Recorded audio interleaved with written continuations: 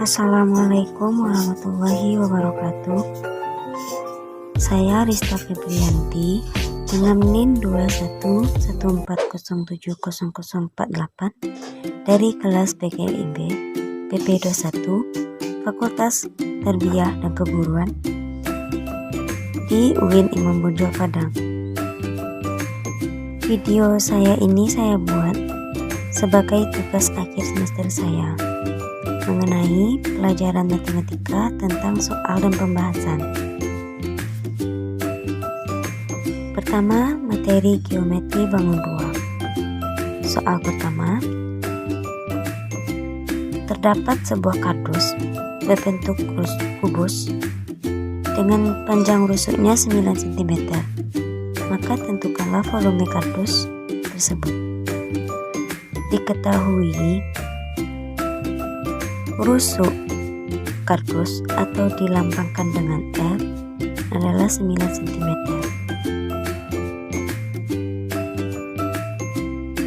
Kardus tersebut berbentuk kubus. Ditanya volume dari kardus tersebut. Jawab, rumus volume kubus adalah R kali R kali R. Jadi, volume kardus adalah 9 kali 9 kali 9. Hasilnya yaitu 729 cm kubik. Jadi, volume dari kardus tersebut adalah 729 cm kubik. Soal kedua, terdapat sebuah kotak pensil dengan ukuran panjangnya 30 cm, lebarnya 5 cm, dan tingginya 10 cm. Maka tentukanlah luas permukaan kotak pensil tersebut. Diketahui panjang kotak pensil atau dilambangkan dengan P sama dengan 30 cm. Lebar kotak pensil atau dilambangkan dengan L adalah 5 cm. Dan tinggi dari kotak pensil atau dilambangkan dengan T adalah 10 cm. Ditanya luas permukaan atau luas dari kotak pensil tersebut. Jawabannya, rumus dari luas balok adalah L sama dengan 2 kali P kali L ditambah P kali T ditambah L kali T. Jadi, untuk mencari luas kotak pensil tersebut yaitu 2 dikali 30 kali 5 ditambah 30 kali 10 ditambah 5 kali 10. Lalu hasilnya yaitu 2 dikali 150 ditambah 300 ditambah 50. 150 didapat dari 30 dikali 5 dan 300 didapat dari 30 kali 10. Sedangkan 50 didapat dari 5 kali 10. Kemudian 2 dikali 500. 500 adalah hasil perjumlahan dari 150 ditambah 300 ditambah 50. Jadi hasilnya adalah 1000 cm persegi. Jadi luas permukaan atau luas kotak pensil tersebut adalah 1000 cm persegi. Soal ketiga, sebuah tempat sampah berbentuk tabung dengan memiliki ukuran jari-jari lingkarannya yaitu 15 cm dan tinggi tempat sampah tersebut adalah 20 cm. Maka tentukanlah volume tempat sampah tersebut. Diketahui jari-jari lingkaran dari tempat sampah tersebut atau dilambangkan dengan R adalah 15 cm. Sedangkan tinggi dari tempat sampah tersebut adalah 20 cm. Ditanya volume tempat sampah tersebut. Jawabannya, rumus dari mencari volume tabung yaitu V kali R pangkat 2 dikali T. Jadi, volume tempat sampah tersebut bisa dicari dengan 3,14 dikali 15 dikali 15 dikali 20.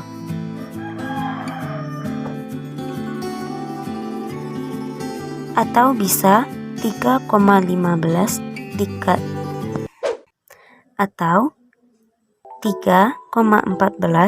dikali 15 pangkat 2 dikali 20.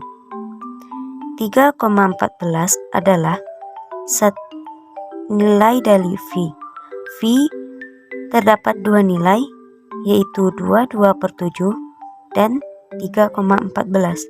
22/7 digunakan untuk apabila jari-jari lingkaran tersebut bisa dibagi dengan 7 atau kelipatan 7. Sedangkan 3,14 digunakan ketika jari-jari lingkaran tersebut bukan merupakan kelipatan 7.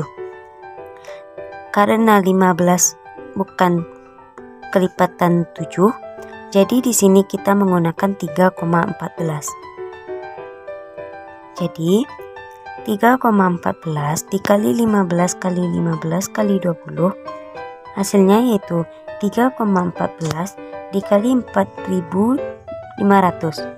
4.500 merupakan hasil dari perkalian 15 kali 15 dikali 20. Jadi, hasil dari pencarian volume tempat sampah tersebut adalah 14.130 cm3. Jadi, volume tempat sampah itu ialah 14.130 cm3. Soal keempat, sebuah bola basket memiliki ukuran 21 cm yang merupakan jari-jari dari lingkaran bola basket tersebut. Maka tentukanlah volume bola tersebut. Diketahui jari-jari dari bola atau kita lambangkan dengan R adalah 21 cm. Ditanya volume dari bola tersebut.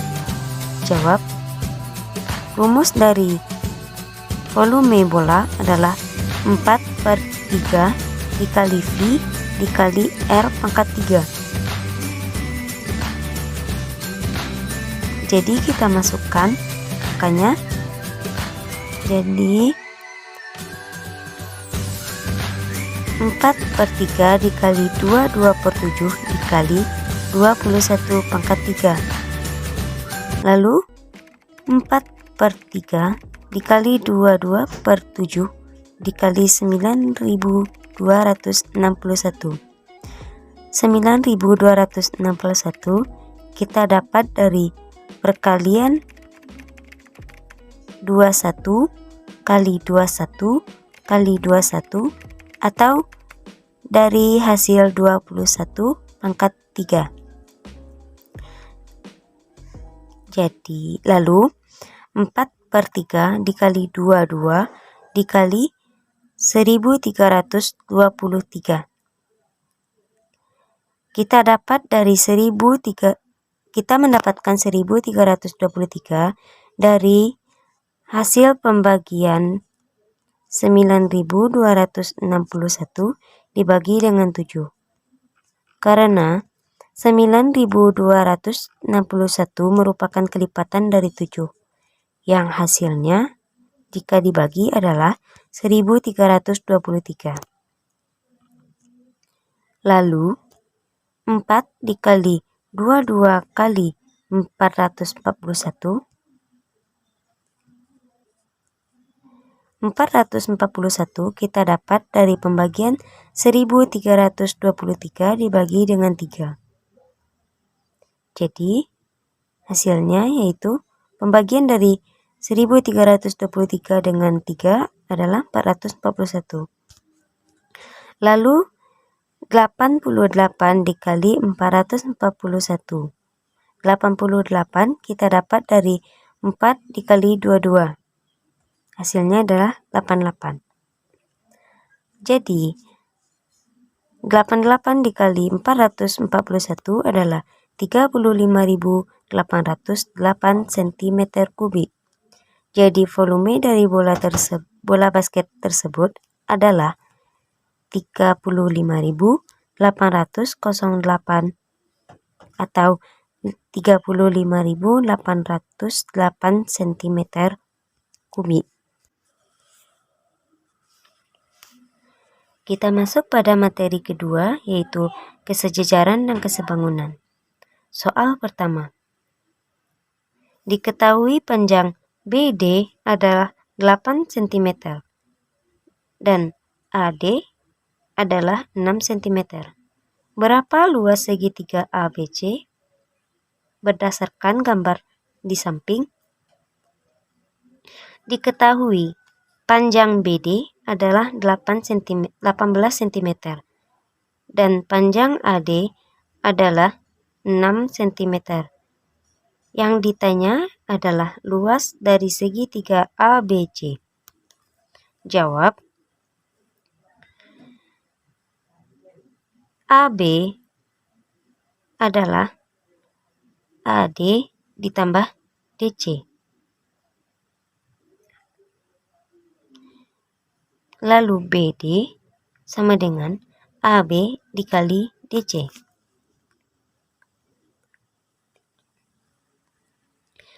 Lalu kita masukkan angkanya. 18 kuadrat atau 18 pangkat 2 sama dengan 6 dikali DC. 18 pangkat 2 adalah 324.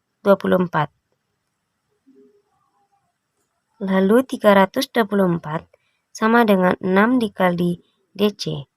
Lalu DC sama dengan 324 dibagi 6. Hasilnya 54. Lalu kita mencari AC. Panjang AC sama dengan AD ditambah DC. Sama dengan 6 ditambah 54. Jadi panjang AC adalah 60. Luas ABC, luas segitiga ABC dirumuskan dengan setengah atau 1/2 dikali panjang AC dikali panjang BD. Jadi 1/2 dikali 60 dikali 18 sama dengan 15 dikali 18. 15 kita dapat dari hasil perkalian 1/2 dikali 60. Lalu 15 dikali 2 dikali 18 adalah 270 cm persegi. Jadi luas segitiga ABC adalah 270 cm persegi. Soal kedua tentang kesejajaran dan kesebangunan, yaitu tentukan besar sudut QPR.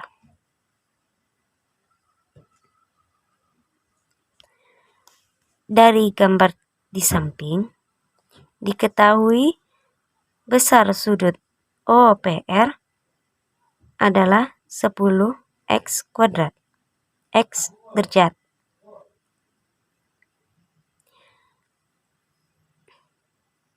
Lalu besar sudut QPR adalah 5x derajat. Ditanya yaitu besar sudut QPR. Jawab, Besar sudut QOPR ditambah dengan besar sudut QPR sama dengan 180 derajat. Kita masukkan angka yang kita ketahui. Besar sudut OPR adalah 10 X derajat ditambah dengan besar sudut QPR adalah 5 X derajat sama dengan 180 derajat. 10 X derajat ditambah 5 X derajat hasilnya adalah 15 X derajat. Jadi 15 X derajat sama dengan 180 derajat. X berarti 180 derajat dibagi dengan 15 derajat. Hasilnya yaitu 12 derajat. Sehingga besar sudut QPR adalah 5X kuadrat. Kita ganti X tersebut dengan 12. Jadi besar sudut QPR adalah 5 derajat dikali 12 derajat. Hasilnya yaitu 60 derajat. Jadi besar sudut QPR adalah 60 derajat. Materi ketiga yaitu pengukuran waktu. Soal pertama. Dalam sehari siswa belajar 5 pelajaran. Lama satu pelajaran adalah 40 menit. Lalu berapa menit siswa belajar dalam 15 hari? Diketahui satu hari ada 5 pelajaran dan satu pelajaran berlangsung selama 45 menit. Yang ditanya adalah selama 15 hari berapa menit siswa ini akan belajar? Jawabannya yaitu kita cari dulu sehari. Sehari ada 5 pelajaran. 5 pelajaran berarti dikali dengan 45 menit. Karena satu pelajaran ada 45 menit. Jadi 5 dikali 45 menit adalah 225. Jadi dalam sehari siswa belajar selama 225 menit. Lalu berapa menit siswa belajar dalam 15 hari? Kita masukkan angka hari dan angka menitnya. 15 hari dikali 225 menit sama dengan 3.375 menit. Jadi, siswa belajar dalam 15 hari tersebut selama 337,5 menit. Soal kedua. Jika 4 abad ditambah dengan 3 windu, berapakah tahunnya? Diketahui 4 abad dibagi 1 abad adalah 100 tahun. Oh bukan, maksudnya diketahui 4 abad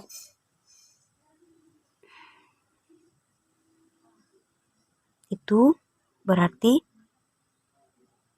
4 kali 100 tahun. Karena 1 abad jumlah tahunnya adalah 100. 1 abad adalah 100 tahun. Lalu 3 windu. 3 windu merupakan 3 kali lipat dari 1 windu. 1 windu adalah 8 tahun. Ditanya 4 abad ditambah 3 windu sama dengan titik tahun. Jawab, 4 abad ditambah 3 windu sama dengan titik tahun. 4 abad. 4 dikali 100 tahun karena 1 abad adalah 100 tahun. Ditambah 3 dikali 8 tahun. 8 tahun itu adalah 1 windu. Jadi 3 kali 1 windu berarti 3 kali 8 tahun. Lalu 4 kali 100 tahun adalah 400 tahun. Lalu 3 kali 8 tahun adalah 24 tahun. Kita jumlahkan 40 tahun ditambah 24 tahun, hasilnya 424 tahun. Jadi 4 abad ditambah 3 abad adalah 424 tahun. Lanjut pada materi berikutnya, yaitu materi tentang waktu, jarak, dan kecepatan. Soal pertama, mobil melaju dari kota A ke kota B selama 2 jam. Dengan kecepatannya yaitu 50 km per jam. Berapa jarak kota A ke kota B? Kita buat dulu diketahuinya. Diketahui kecepatannya yaitu 50 km per jam atau kita lambangkan dengan V. Lalu waktu yang ditempuhnya yaitu 2 jam, dilambangkan dengan T. Ditanya jarak di antara dua kota tersebut. Jarak dilambangkan dengan S. Jawab, untuk mencari S, rumusnya yaitu V kali T. Jadi, 50 km per jam dikali 2 jam berarti 100 km. Jadi, jarak dari kota A ke kota B adalah 100 km.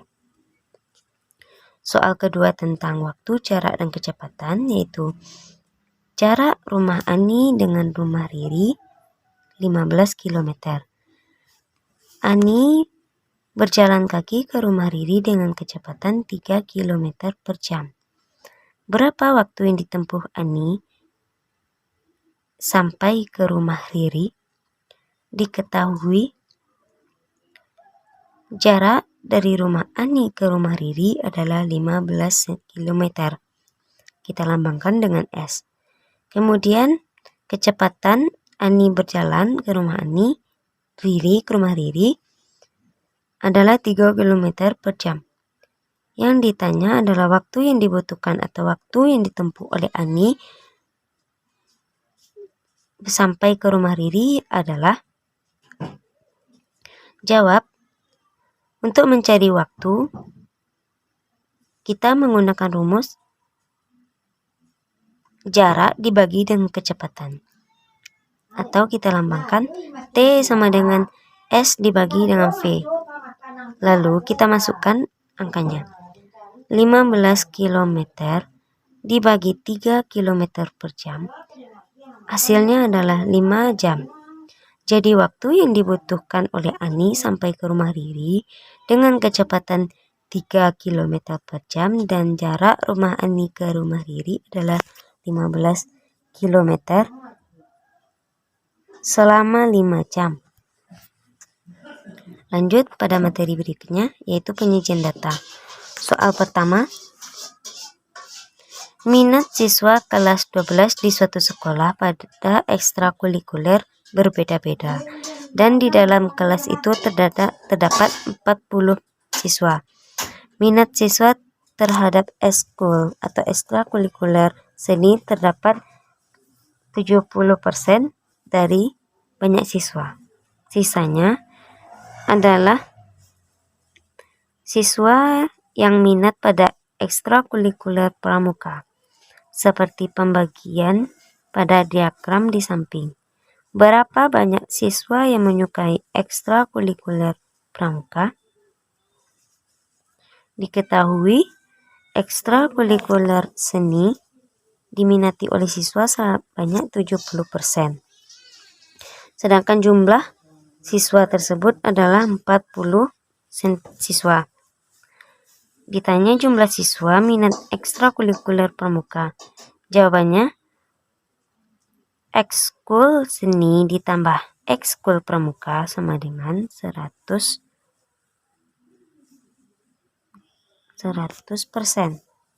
Jadi ekskul pramuka adalah 100% dikurang 70%. Hasilnya adalah 30%. Sehingga banyak siswa yang menyukai ekskul atau yang minat pada ekskul pramuka adalah 30% dari 40 siswa. 30 per 100 dikali 40 siswa. 30 hasilnya yaitu 1200 per 100.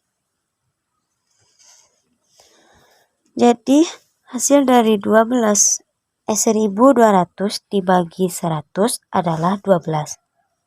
Jadi peminat ekstrakurikuler pramuka adalah 12 orang siswa dari 40 orang siswa. Soal kedua dari materi penyajian data. Jika total hasil panen kebun Pak Tani pada bulan ini adalah 150 kg, berapa jumlah hasil panen kentang yang didapat oleh Pak Tani? Diketahui jumlah hasil cabai yaitu 20 kg, jumlah hasil wortel 35 kg, tomat 25 kg, dan ubi 35 kg. Total hasil panen yang diketahui yaitu 20 ditambah 35 ditambah 25 ditambah 35 adalah 115 kg. Jika diketahui seluruh hasil panen kebun Pak Tani adalah 150 kg, maka hasil panen kentang adalah hasil panen seluruhnya dikurang hasil panen yang diketahui. Hasil panen kentang sama dengan 150 kg dikurang 115 kg adalah 35 kg. Jadi jumlah hasil panen kentang Pak Tani adalah 35 kg. Lanjut pada materi statistika, yaitu pemusatan data. Soal pertama, tentukan min berdasarkan tabel di samping. Jawab diketahui yaitu nilai 2 terdapat 1, nilai 3 terdapat 1, nilai 4 jumlahnya 3, nilai 5 jumlahnya 3, nilai 6 jumlahnya 2. Jumlah dari yang memiliki nilai adalah 10. Jumlah frekuensinya adalah 10. Jadi min berdasarkan tabel yaitu 2 dikali 1 ditambah 3 kali 1 ditambah 4 kali 3 ditambah 5 kali 3 ditambah 6 kali 2 dibagi dengan 1 ditambah 1 ditambah 3 ditambah 3 ditambah 2. Hasil dari 2 dikali 1 ditambah 3 dikali 1 ditambah 4 kali 1 ditambah 5 dikali 1 ditambah 6 dikali 1 yaitu 44. Sedangkan hasil penjumlahan dari 1 ditambah 1 ditambah 3 ditambah 3 ditambah 2 adalah 10. Jadi 44 dibagi 10 adalah 4,4.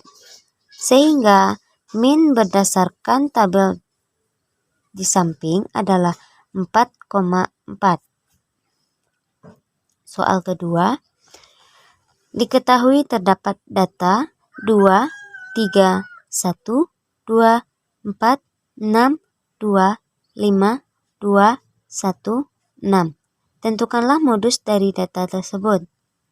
Jawabannya adalah 2. Karena modus adalah angka yang paling sering muncul. Jadi dari data tersebut angka 2 lah yang paling sering muncul. Sehingga modus dari data tersebut adalah 2. Jadi modus dari data tersebut adalah 2. Sekian dari video saya. Assalamualaikum warahmatullahi wabarakatuh.